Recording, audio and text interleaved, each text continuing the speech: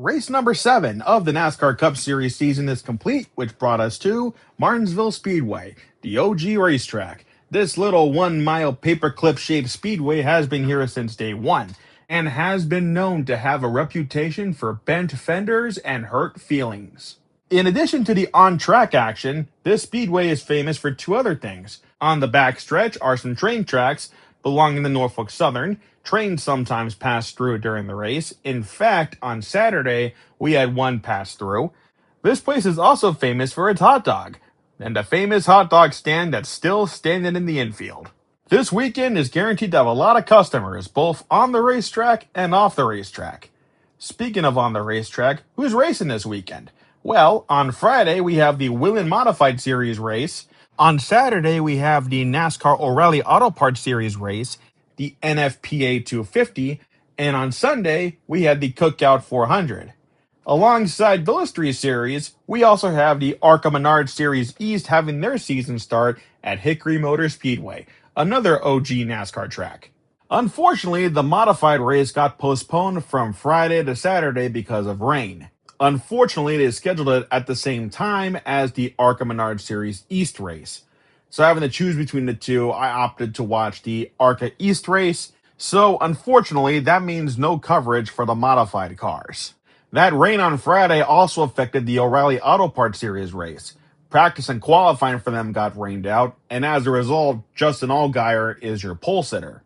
Rajah Caruth is back in the 88 car this week after spending the last couple weeks driving for Jordan Anderson Racing in the 32 car. Late model driver Lee Pullman is in the 9 car for Junior Motorsports this week. Thankfully, the Cup drivers stayed home this week. No bushwhackers in the field. We have 2 cautions in this stage, one for Luke Baldwin locking up his rear wheels and smacking the outside wall, and one for Garrett Smithley, who's driving a special Clippy car going for a spin in turn 4. Take those 2 cautions as an omen, including the third one for the stage end, because it's going to get a lot more chaotic as the race continues. Justin Allgaier will win stage 1 after leading every single lap. In stage 2, Corey Day continues to show massive improvement as he leads the race. Sam Mayer is in second place, and Lee Pullman is in third. We have 1 caution in this stage, and that's for Jeremy Clements puking out the contents of his radiator all over the racetrack. Austin Hill, of all people, will go on to win stage 2. The third and final stage ends up being the most hectic, as we have several cautions in this stage, including one for a hubcap, or I think it's a hubcap, coming off one of the race cars. Junior Motorsports at one point finds all their cars running inside the top 5. Unfortunately, one of their cars, Lee Pullman, misses a shift and causes a massive pileup with 30 laps to go. Both Lee and Rajah Caruth somehow avoid any damage and are able to finish the race. There's one final caution that ends the race. When Rajah Caruth goes for a spin, Justin Allgaier will win the race. When the race is over, both Jesse Love and Rajah Caruth both have a heated argument. There was even a moment not caught on camera where Jesse Love's crew chief chews out Rajah when he climbs out of the car. The season opener for the ARCA Menard Series East is highly anticipated because it is going to be held at Hickory Motor Speedway. This track based in North Carolina has a long history of hosting all kinds of NASCAR races back in the day, from Winston Cup to the Grand National stuff. Tonight's ARCA race will be the first NASCAR-sanctioned race held at Hickory Motor Speedway since 1997. Couple headlines before we get into this race. L.S. George, who's best friends with Cletus McFarland, will make his ARCA debut tonight. Destiny Spurlock, a NHRA driver, tries her hand at ARCA racing tonight. Matt Reeves is your pole sitter, and he leads the field to green. He'll go on to lead just about every single lap in tonight's race. Every caution in the race tonight has been for single car spins. Most infamously was the 34 car, who spun 4 times in the last 100 laps to bring out the caution. Oof. Matt Reeves looked like he was going to walk away with an easy victory. That was until Tristan McGee and Lennon Huffman decided enough was enough, and they started roughing him up for the lead and passed him. Huffman ends up going for a spin, which is the final caution of the race. Tristan's able to hang on and take the victory, leaving Matt Reeves in second place. And now it's time for the Cookout 400. Couple things before we get started. This is another race with a 750 horsepower package. NASCAR has stated they might expand this to other racetracks, so that's exciting. RCR brought the 33 car back this week. Austin Hill will drive it. Justin Allgaier continues to fill in for Alex Bowman, who is still suffering from vertigo. Bristol was the deadline, but now it's starting to sound like Justin might have to drive that one too. Oh boy. Brad Keselowski is going to make his 600th NASCAR Cup Series start this weekend. It's kind of insane to think that way back in November 2008 at Texas Motor Speedway, Brad would go on to start 600 times. As far as I'm aware, this is the same tire that they ran at the Martinsville race last fall. It's not the same one they ran at the 2024 race in the fall and the spring race in 2025, I think. Bubba Wallace put up the fastest time in practice. Denny Hamlin, the defending winner, was the third fastest in practice. The top 5 starters are very unusual for this race. Let me tell you about them. Denny Hamlin, the defending winner, is your pole sitter. That makes sense. Starting second is William Byron. He won the fall race. All right, that makes sense too. In third place is Josh Berry. Fourth place is Ty Gibbs. Okay. And the strangest one yet, starting fifth, Shane Van Gisbergen. What the heck? Denny Hamlin will lead the field to green, and he'll hold on to it for the next 30 laps. That's when he hits lap traffic, and William Byron challenges him for the lead. He gets it, only for Denny to get it back 4 laps later. Our first caution today happens on lap 78 when Cody Ware goes for a spin after he gets hit by John Hunter Nemechek. This caution happens pretty close to the end of stage 1. Denny Hamlin is your stage 1 winner.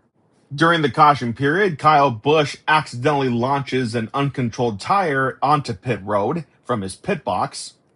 Oops. It bounces around for a little bit and gets Connors Village in the door. At the beginning of stage 2, Denny Hamlin is your leader with Ty Gibbs in second place. Chris Buescher jumps on the pit road to fix a vibration. As it turns out, he somehow got a bolt stuck in between his wheel and his wheel hub. He loses a lap getting it fixed. While Chris dives on the pit road, Noah Gragson goes for a spin after the back markers get a little spicy and run into each other. Denny Hamlin is your stage 2 winner. As we enter the final stage, here's a couple things that I've noticed. The tire buildup on the doors, it's only on the passenger side. Previous Martinsville and Bristol starts, the tire buildup will be on both driver and passenger side. Now it's only on one side. That's a little strange. Speaking of buildup, the tires seem to be laying rubber down very well at this track. Before, with these softer tires, what would happen was, instead of rubbering up the track, the rubber would just fall off into chunks and pile up in the corners of the racetrack where the marbles usually sit. In stage 3, we have 2 almost cautions. Austin Hill loses a lug nut and has to limp it back to pit road. Somehow the debris caution is not flown for that. Ty Dillon's rotor explodes and he has to go behind the wall. Once again, no caution. While this happens, Chase Elliott short pits from 9th place. When everything cycles back out, he'll be the leader with Denny Hamlin in 3rd place. The caution finally comes out when NASCAR discovers some pieces of brake rotor on the racetrack. Under the yellow flag, Ross Chastain stays out when everyone else pits. Very interesting strategy. Let's see how this pays off for him. On the restart, Ross Chastain is your leader. Denny Hamlin is in 2nd. Green flag flies and Denny Hamlin spins the tires and somehow is able to keep pace. Yeah, you know you're cooked when the guy who led the most laps today can spin his tires on a restart and still maintain track position. Ugh. Then on lap 324, disaster strikes. Bubba Wallace in his Hardee's Toyota gives Carson Hocevar a bump into turn 3 and causes a major pileup that takes out a bunch of cars. Bubba's car gets crumpled up like a used Western bacon cheeseburger wrapper. Carson Hocevar gets the last laugh as he gets to continue while Bubba Wallace goes behind the wall. On the restart, Ross Chastain is your leader, Chase Elliott is 2nd, and Denny Hamlin is 3rd. Chase Elliott eventually takes the lead from Ross Chastain while Denny Hamlin is fighting mad to get the lead back. He starts using the front bumper on anyone and everyone. He even puts Ryan Blaney in the wall. That's how much Denny Hamlin is fighting. Denny Hamlin has led 293 laps today, the most of anyone in the field. For him to lose it now would be completely devastating. Here's some drivers that have caught my attention. Joey Logano has had a much better day at Martinsville compared to Darlington. He's been in the top 5 all day. SVG has had a fantastic day, being inside the top 10 in stages 1 and 2. SVG will go on to finish 11th, one spot short of a top 10. AJ Allmendinger, here's a fun fact. A decade ago in 2016, at this exact race, he finished in second place behind Kyle Busch. Now, in 2026, a decade later, he's going to finish 27th, 3 laps down. Speaking of Kyle Busch, much like AJ Allmendinger, a decade ago, he won this race. Now, he's going to finish 24th, 2 laps down.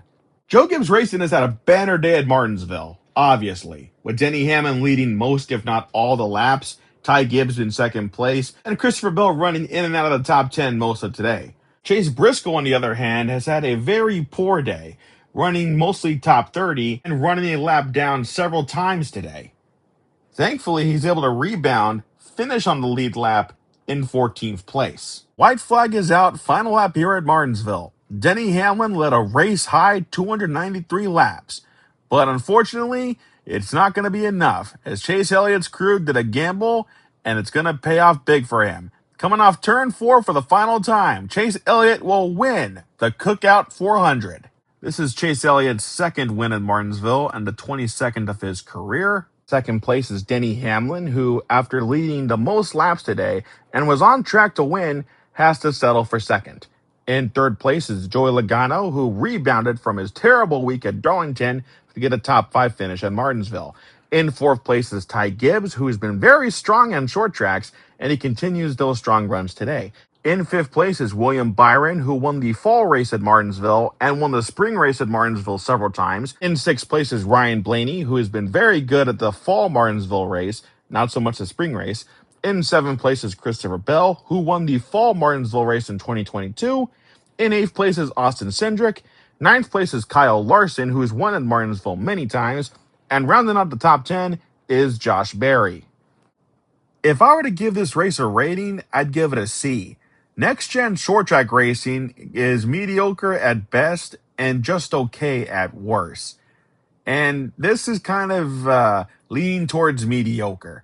I don't know what the fix is. More power would definitely help. Maybe softer tires. Whatever the case may be, there's been better next-gen races at Martinsville, and there's definitely better racing series at Martinsville. O'Reilly's. So, where are we after this weekend? For the Cup Series, it's an off week because of Easter Sunday, which is very different to how NASCAR has treated Easter for the last couple years. Previously, they attempted to have a race on Easter, whether it's the Bristol Dirt Race or Richmond, but this year, not the case. The Cup Series will resume competition in 2 weeks at Bristol. Just because the Cup Series isn't racing on Easter Sunday doesn't mean the other series aren't competing at all. On Friday, the NASCAR Truck Series will compete at Rockingham. And on Saturday, we have a doubleheader, the ARCA Menard Series East at Rockingham, as well as the NASCAR O'Reilly Auto Parts Series race at Rockingham Speedway. So for this weekend, it's all about the rock, baby, as Rockingham Speedway, North Carolina, gets to shine once again.